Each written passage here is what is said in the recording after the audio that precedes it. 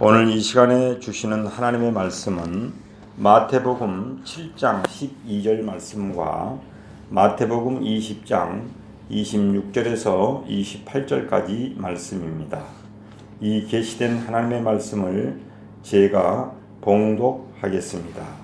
마태복음 7장 12절 말씀. 그러므로 무엇이든지 남에게 대접을 받고자 하는 대로 너희도 남을 대접하라. 이것이 율법이요 선지자니라. 이어서 마태복음 20장 26절에서 28절까지 말씀입니다. 너희 중에는 그렇지 아니하여야 하나니 너희 중에 누구든지 크고자 하는 자는 너희를 섬기는 자가 되고 너희 중에 누구든지 으뜸이 되고자 하는 자는 너희의 종이 되어야 하리라. 인자가 온 것은 섬김을 받으려 함이 아니라 도리어 섬기려 하고 자기 목숨을 많은 사람의 대속물로 주려 함이니라. 아멘. 여러분 참 잘 오셨습니다. 다 함께 한번 이렇게 고백해 보겠습니다. 진리를 따라 삽시다. 진리를 따라 삽시다. 축복합니다. 사랑합니다. 축복합니다. 사랑합니다. 여러분 오늘은 우리 민족 대명절인 구정 설날 아침입니다. 희망찬 새해 복 많이 받으시길 바랍니다. 아멘. 저는 여러분에게 먼저 우리 유교 경전 서경에서 나오는 먼저 오복을 여러분에게 축복으로 드리고자 합니다. 이 오복은 첫 번째 수, 두 번째 부, 세 번째 강령, 네 번째 유호덕, 다섯 번째 고종명의 축복을 말합니다. 첫 번째 수는 장수의 축복을 말하는 것이고, 두 번째 축복은 부유하고 풍족한 축복을 말하는 것이고, 세 번째 축복은 건강의 축복을 말합니다. 여러분 오래 살고 풍족하고 몸마저 건강하면은 이제 네 번째는 어떠냐면은 이웃이나 다른 사람을 위해서 보람 있는 봉사를 하는 유호덕의 축복을 받으시기를 바랍니다. 우리 민간 통속편 오복에서는 유호덕을 뭐라 그냥 귀, 부와 귀 있잖아요. 귀, 명예 귀, 귀할 귀자. 이 귀로서 일반 서민의 입장에서는 귀하게 되는 것이 남을 위해서 봉사하는 것보다도 낫다고 생각하기 때문에 유호덕 대신에 귀를 이렇게 주장하고 있답니다. 그리고 다섯 번째는 고종명이라고 하는데, 이것은 죽음을 깨끗이 하는 소망으로서 자기 집에서 평안히 일생을 마치는 축복을 말합니다.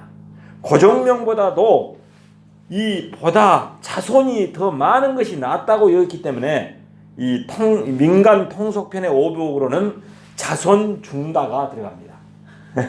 무리 중자 마늘 따자. 자손이 많은 것이 또 큰 축복이라는 것입니다.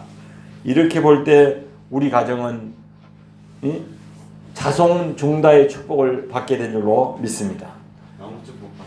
여러분 우리 믿음의 조상 아브라함의 축복을 여러분들은 받으시길 바랍니다.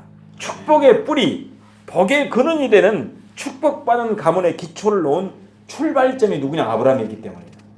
우리 가정에서도 제가 아브라함처럼 믿음의 출발점이 되어서 복을 연하고 있습니다. 100년 후에 우리의 믿음이 계승되는 축복을 받으시기를 바랍니다. 아멘. 저로 말할 것 같으면 100년 후면은 앞으로 37년 후를 말하는데, 우리 믿음이 계속해서 아브라함과 이삭과 야곱, 요셉을 통해서 복이 이어가듯이 우리 가정이 그 복을 계속 이어가시길 바랍니다. 그러면은 아브라함의 5가지 복은 무엇을 말하는가?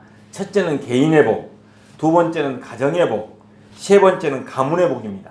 즉 자녀와 가문과 후손을 위해서 하나님을 믿는 신앙의 뿌리, 기초를 세우는 것. 그래서 아브라함과 이삭과 야곱의 가문을 말합니다. 그래서 믿음의 명문 가문이라고 일컫고 있습니다. 하나님의 놀라운 축복을 받은 가문을 말하고 있는 것입니다. 영원히 사라지지 않는 명문 가문인 아브라함과 이삭과 야곱과 요셉으로 이어진 가문, 그래서 신종식 목사까지 이어지고 있습니다. 얼마나 감사합니까? 그 다음에 네 번째 축복은 아브라함의 민족의 축복을 말합니다. 아브라함으로 시작해서 이스라엘 백성들이 하나님의 백성이 되었습니다. 그래서 모든 민족과 사람들의 복이 근원이 되는 그런 축복, 민족의 축복을 아브라함은 받았습니다. 다섯 번째는 열방의 축복입니다. 세계 모든 민족이 믿는 자마다 구원을 얻는 축복. 아멘. 아멘. 얼마나 감사합니까? 만약에 하나 더 신약시대, 이 성령 시대인 신약시대의 축복을 하나 더 첨가한다면 그것이 무엇이냐? 성령의 축복입니다. 성령 충만함으로 성령의 9가지 열매를 맺는 그런 축복된 가문이 되시길 예수 이름으로 축원합니다. 아멘. 여러분, 아브라함의 축복은 한마디로 말해서 아브라함은 축복의 출발점, 축복의 뿌리, 축복의 근원이라고 말한다면 이삭은 축복의 통로를 말하고 있습니다. 믿음으로 행한 신앙적인 결단과 순종의 셈을 파는 것마다 물이 솟는 축복을 받았습니다. 하나님은 그 자손과 가문에게 전무후무한 축복을 주셨습니다. 우리 자녀들이 이 이삭의 축복인 축복의 통로가 되시길 바랍니다. 아멘.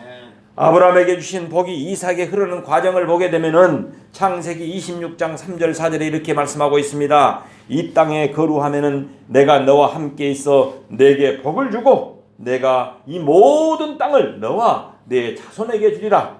내가 내 아버지 아브라함에게서 맹세한 것을 이루어 내 자손을 하늘의 별과 같이 번성케 하며 이 모든 땅을 내 자손에게 주리니 내 자손으로 말미암아 천하 만민이 복을 받으리라.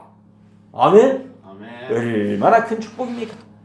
여러분, 이어서 이삭에게 축복을 약속한 이유가 무엇이냐면은 이는 아브라함이 내 말을 순종하고 내 명령과 내 계명과 내 율례와 내 법도를 지켰음이라 하시니라. 하나님의 말씀에 순종하고 하나님의 말씀을 따라 살았기 때문에 축복을 이삭에게 약속했던 것입니다. 여러분, 이삭의 아들 야곱은 축복의 계승자라고 말할 수 있습니다. 축복을 이어갔단 말이에요. 축복을. 그래서 12지파가 야곱을 통해서 나오게 돼요. 그리고 그 11번째 아들 요셉이 그 축복을 이어가게 됩니다. 요셉의 축복을 보면은 창세기 49장 24절에서 26절에 나오고 있습니다. 제가 한번 봉독하도록 하겠습니다. 요셉의 활은 도리어 굳세며 그 팔은 힘이 있으니 이는 야곱의 전능자 이스라엘의 반석인 목자의 손을 힘입음이라. 내 아버지 하나님께로 말미암나니 그가 너를 도우실 것이요 전능자로 말미암나니 그가 내게 복을 주실 것이라. 위로 하늘의 복과 아래로 깊은 셈의 복과 젖먹이는 복과 태의 복이로다. 내 아버지의 축복이 내 선조의 축복보다 나아서 영원한 산이 한없음 같이 이 축복이 요셉의 머리로 돌아오며 그 형제 중 뛰어난 자의 정수리로 돌아오리로다 라고 축복해 주셨습니다. 여러분, 어떻게 해야지만 우리는 하나님을 믿음으로 행복한 삶을 살 수 있을까요? 하나님께서 사랑하는 여러분, 우리는 상식을 존중하면서 삽니다. 상식을 영어로 뭐라 그래요? common sense. 오케이? 상식은 모든 사람이 보편적으로 인정하고 납득하는 이치를 말하는 것이기 때문에 그렇습니다. 만일 상식을 무시하고 행동하게 되면 불협화음이 일어나게 됩니다. 이를테면은 유리는 날카롭고 깨어지기 쉬운 성질을 갖고 있다는 것을 상식적으로 알고 있기 때문에 우리가 유리를 다룰 때 어떻습니까? 조심합니다. 만약에 유리에 대한 상식을 무시하게 된다면은 유리에 다치거나 깨어지는 결과를 초래할 것입니다. 그래서 사람들은 상식을 존중하고 상식에 따라서 살아가는 것입니다. 그러나 신앙의 세계에는 상식을 초월하는 일들이 많이 있습니다. 예를 들면은 사람들은 대접을 받기를 좋아합니다. 그러나 예수님께서는 말씀하시기를 뭐라고 말씀하십니까? 오늘 본문 말씀, 무엇이든지 남에게 대접을 받고자 하는 대로 너희도 남을 대접하라. 이것이 율법이요 선지자니라 라고 말씀하셨습니다. 또 사람들은 자기 생명을 사랑하는 마음이 커서 자기 목숨을 아끼고 보존하는 데 힘을 씁니다. 남을 위해서 희생하는 것은 지혜롭지 못한 행동이라고 생각을 합니다. 그러나 우리 예수님께서는 누구든지 제 목숨을 구원코자 하면은 잃을 것이요 누구든지 나를 위하여 제 목숨을 잃으면 찾으리라라고 말씀하였습니다. 이와 같은 가르침은 우리의 상식에는 어긋납니다. 그렇지만은 신앙의 세계에서는 그렇지 않습니다. 상식에 어긋나지만은 그것은 진리입니다. 그래서 우리는 이와 같은 가르침을 뭐라고 표현하냐? 역설이라고 말합니다. 우리가 하나님의 은혜를 받으려면 반드시 신앙의 역설적인 성격을 알아야만 합니다.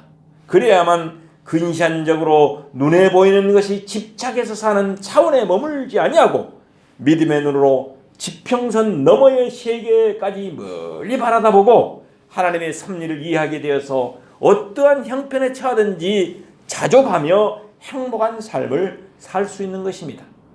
오늘 본문은 신앙의 역설적 진리를 잘 보여주고 있습니다. 세상의 사람들이 상식적으로 추구하는 생각과는 달리 우리 예수님은 우리들이 살아가는 데 있어서 생명이 되는 귀한 역설적 진리를 들려주셨습니다.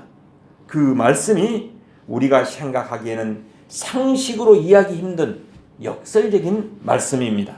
그래서 세상적인 사고로는 이해하기가 쉽지 않습니다. 우리는 이 역설적 진리의 역설성을 일러주신 우리 예수님의 그 말씀을 살펴봄으로써 새 아침 함께 은혜를 받고자 합니다. 첫 번째 역설성은 황금률의 말씀, 마태복음 7장 12절 말씀, 무엇이든지 남에게 대접을 받고자 하는 대로 너희도 남을 대접하라. 이것이 율법이요 선지자니라. 여러분, 무엇이든지 남에게 대접을 받고자 하는 대로 너희도 남을 대접하라. 이것이 율법이요 선지자니라고 말씀해 주시고 있습니다. 이 말은 주는 자가 받는 자보다 복이 있다라고 말씀하신 것과 같은 말씀인 것입니다. 바로 진리의 역설성이 여기에 있습니다. 사랑을 받기를 원한다면 먼저 사랑하라는 말씀인 것입니다. 가는 말이 고와야 오는 말이 곱다는 속담과 같이 먼저 남을 대접하는 사람이 되어야지만이 자신도 대접을 받게 된다는 것입니다. 남을 대접하는 것. 여러분, 대접을 받기보다 대접하기를 기뻐하는 사람이 인생의 삶을 풍요롭게 하기 때문에 그렇습니다. 사랑하는 여러분, 믿음의 조상 아브라함이 나그네를 대접할 때 우연한 기회에 하나님의 사자를 대접하게 됩니다. 그는 이 대접으로 100세가 되어서 아들 이삭을 얻는 가정과 가문의 축복을 받게 됩니다. 아브라함은 정심 한 끼 대접하고서 그는 믿음을 계승해 나갈 축복의 아들 이삭을 얻게 된 것입니다. 그러므로 성경은 손 대접하기를 잊지 말라, 손님 대접하기를 잊지 말라는 것입니다. 이로써 부지 중에 천사들을 대접한 이들이 있었느니라라고 히브리서 13장 2절에서 말씀하고 있습니다. 구약 성경에 나오는 사르밧 여인의 이야기도 마찬가지입니다.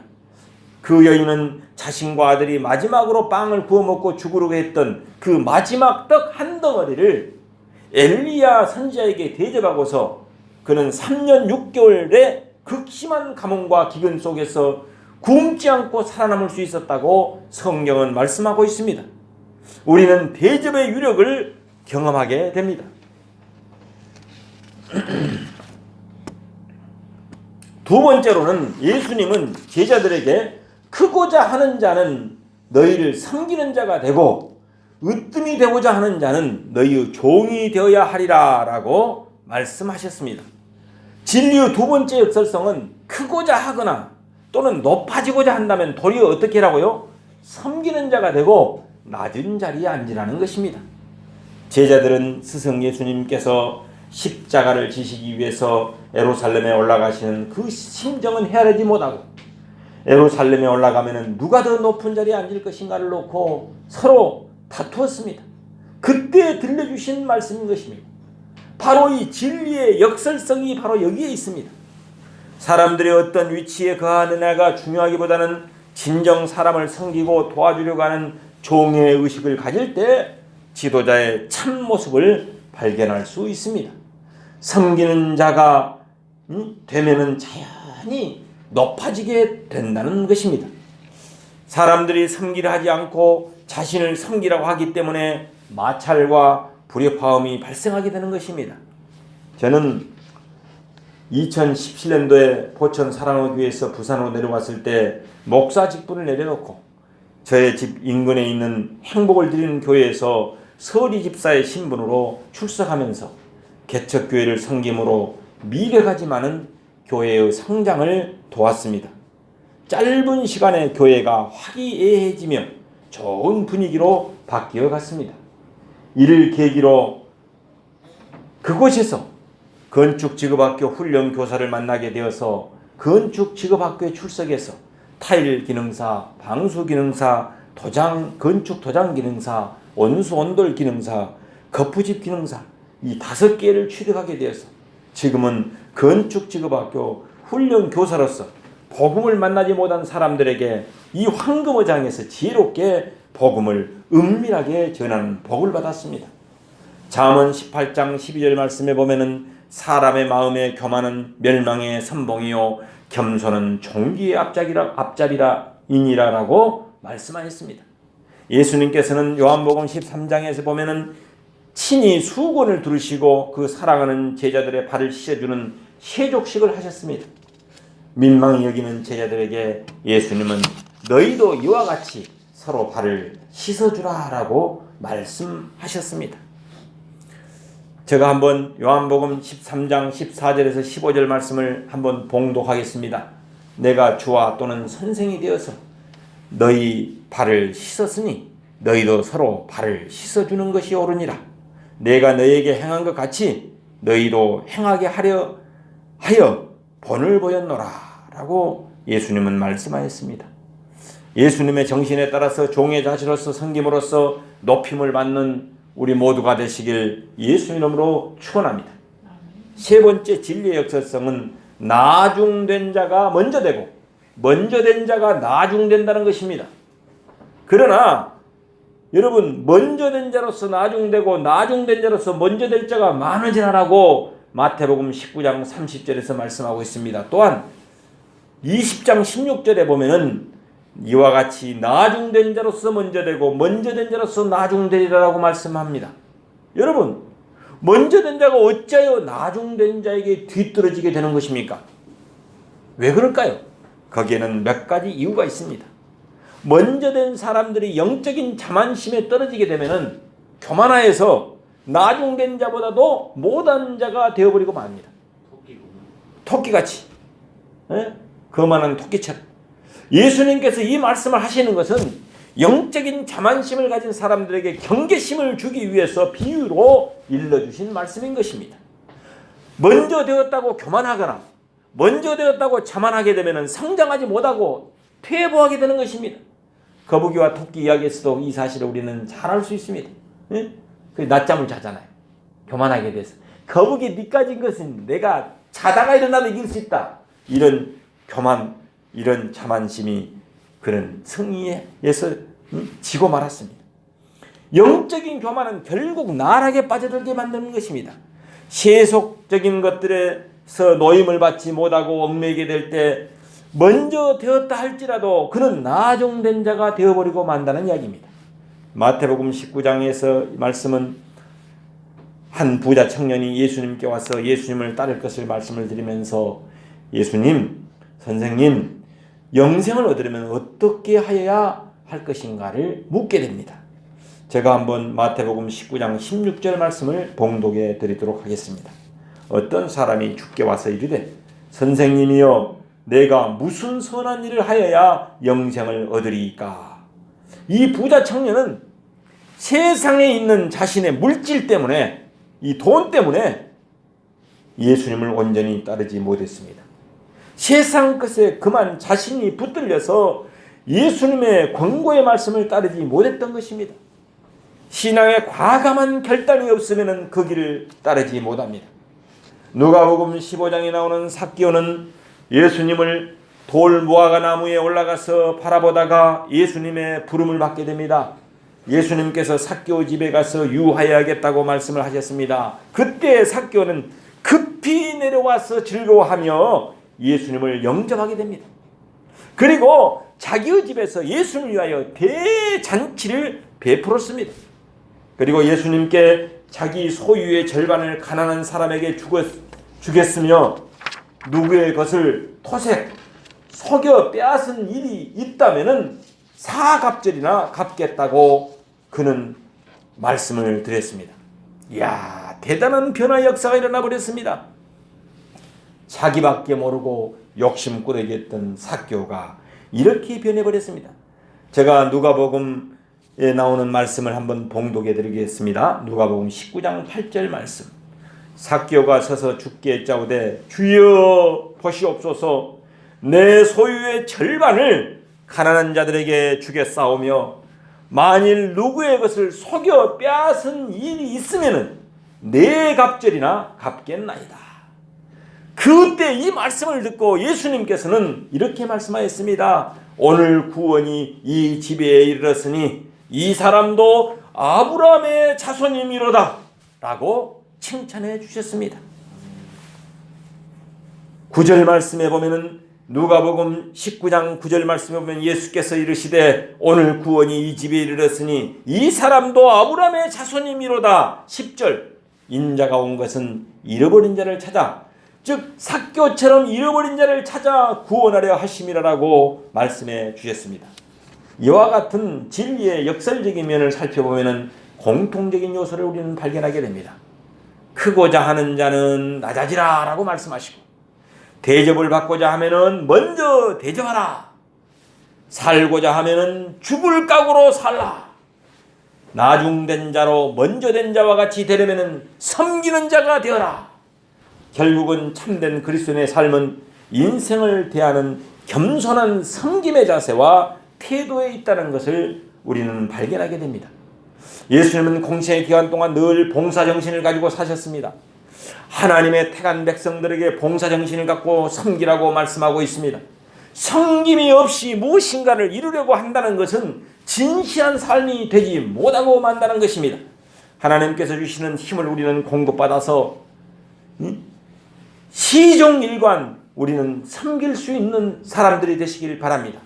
그래서 우리는 말씀을 묵상하고 기도함으로써 힘을 얻어서 살아가게 되는 것입니다. 살고자 하는 자는 죽는 자가 되라는 것은 곧 자기를 비우고 내려놓는 자가 되어야 한다는 것입니다. 여러분, 남을 먼저 대접하는 것이 바로 무엇입니까? 이것이 섬김입니다. 빌립보서에서 사도 바울은 모든 무릎이 예수님의 이름 앞에 꿇게 하셨다라고 기록하고 있습니다. 빌립보서 2장 6절에서 11절 말씀을 제가 봉독해 드리도록 하겠습니다. 그는 근본 하나님의 본체시나 하나님과 동등됨을 취할 것으로 여기지 아니하시고 오히려 자기를 비워 종의 형체를 가지사 사람들과 같이 되셨고, 누가 그랬단 말입니까? 예수님께서 사람의 모양으로 나타나사 자기를 낮추시고 죽기까지 복종하셨으니 곧 십자가에 죽으심이다. 누가 그랬단 말입니까? 그렇죠. 그러므로 하나님이 그를 지극히 높여 모든 이름 위에 뛰어난 이름을 주사, 누구 이름이 그렇단 말입니까? 예수님의 이름이 그렇단 말입니다. 하늘에 있는 자들과 땅에 있는 자들과 땅 아래에 있는 자들로 모든 무릎을 예수님의 이름 앞에 꿇게 하시고 모든 입으로 예수 그리스도를 주라 시인하여 하나님 아버지께 영광을 돌리게 하셨느니라라고 말씀하고 있습니다. 그래서 예수님 그 이름이 그렇게도 귀중하고 복된 것입니다. 나사렛 예수 그리스도 이름으로 명하노니 사탄 마귀는 물러가라라고 외칠 때 마귀가 한 길로 왔다가 7길로 추방되는 역사가 일어나게 되는 것입니다. 아멘. 여러분, 예수님이 하늘의 영광의 보좌를 버리시고 인류를 구원하시기 위해서 나무에 달리기까지 자신을 내려놓으셨습니다. 하나님은 그 이름을, 예수님의 이름을 높이셔서 모든 무릎을 예수님의 이름 앞에 꿇게 하시고 모든 입으로 예수 그리스도를 주라 시인하여 하나님 아버지께 영광을 돌리게 하셨던 것입니다. 하나님께서 사랑하는 여러분, 진리의 역설성은 무엇입니까? 섬기는 사람에게 주시는 하나님의 생명의 말씀인 것입니다. 우리 모두 희망찬 새해에는 예수님의 서번트 리더십을 본받아서 역설적인 진리를 실천함으로 하나님과 사람들로부터 은총과 존귀 여김을 받는 축복의 새해가 되시기를 예수 이름으로 축원합니다. 여기에 하나님의 말씀이 있습니다. 너희 중에 누구든지 으뜸이 되고자 하는 자는 너희의 종이 되어야 하리라. 아멘. 기도하겠습니다. 하나님 아버지, 감사와 영광을 하나님께 올려드립니다. 희망찬 계명년 새해에는 예수님께서 말씀하신 역설적인 진리를 몸소 실천함으로 주인이 되기 전에 먼저 종이 되게 하시고, 높아지기 전에 먼저 낮아지는 자가 되게 하시고, 섬김을 받기 전에 먼저 섬기는 자가 되게 하셔서 예수님의 이름을 높이고 만방에 드러내는 구원받는 백성들이 가득한 축복의 새해가 되게 하여 주옵소서. 온 인류의 구원주가 되시는 예수 그리스도 이름으로 기도 올립니다. 아멘. 하나님께 영광의 박수를 올리겠습니다. 감사합니다.